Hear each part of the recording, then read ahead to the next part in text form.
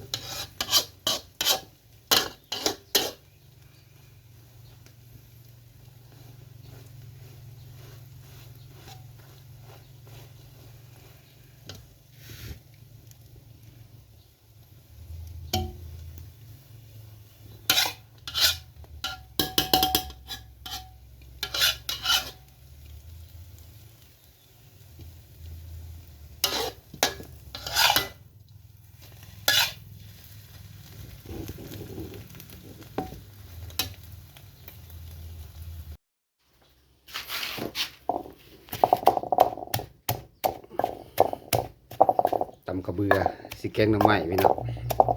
ยานางกับพริกกับข้าวตำกระเบือสิแกงหน่อไม้ลองเบิ่งว่ามันเป็นจังได๋หากบ่เป็นน่ะสิลองเบิ่งอันนี้ต้มหน่อไม้เขามาขายให้ว่า20,000 กีบ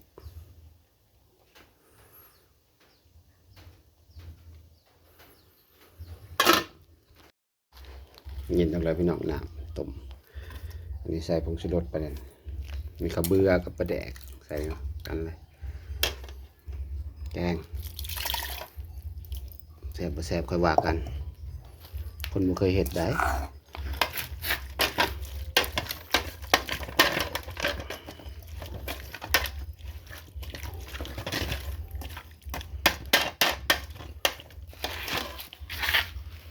ฟื้นใส่ข้างเคิน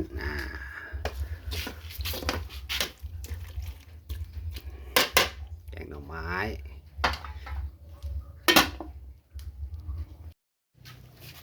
ผักขะแยงสุดท้ายผักขะแยงก็บ่เห็นหอมผักขะแยงอยู่ได้เรียบร้อยพี่น้องมาแซ่บๆเหมือนกันจักแซ่บบ่แซ่บแหละแซ่บแล้วแกงเองเรียบร้อยพี่น้องหั่นฮ้อน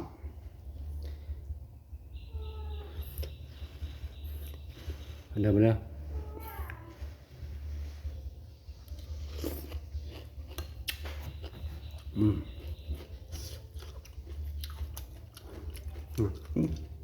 ใช่ป่ะ